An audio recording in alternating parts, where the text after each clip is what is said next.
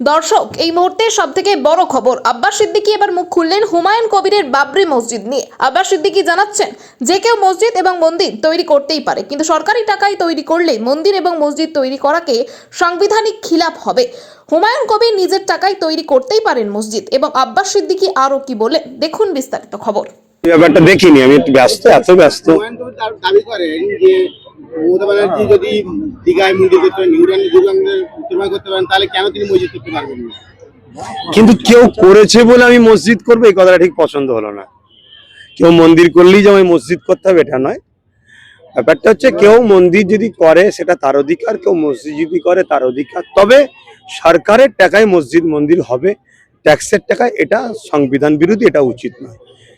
এবারে কেউ করেছে বলে আমি করব, এটাও ঠিক নয়। আর কেউ যদি নিজের টাকায় করে তাকে যে বাধা দেওয়া হবে, এটাও ঠিক।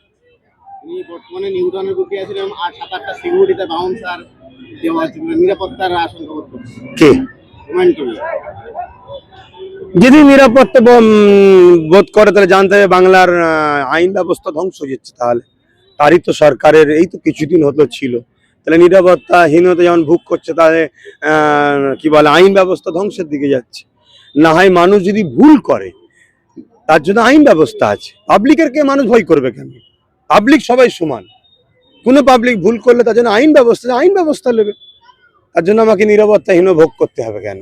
তৃণমূলকে বহিষ্কারের কারণ কি হতে পারে? মসজিদ করার জন্য নির্বাচন অন্য কোনো কারণ? আমার কি করে বলি বলেন তো, তবে দেখার বিষয় আছে। আমি ওনাকে নিয়ে এর আগেও বলেছি, আজও বলছি, একটু দেখার দরকার আছে। কেন একটা সময় উনি বলেছিলেন যে আমাকে 2টো সিট জিতে আমি জামায়াতেরও ঢুকে যাব। আবার উনি মসজিদ করার জন্যই যদি ওনাকে বার করে দেওয়া হয়, এটাও অন্যায়। কেন আপনি মন্দির করছেন, অন্যায় করলেন না, উনি মসজিদ করছে, ওটা অন্যায় হয়ে গেল কোথায়? এটা দ্বিচারিতা হচ্ছে না?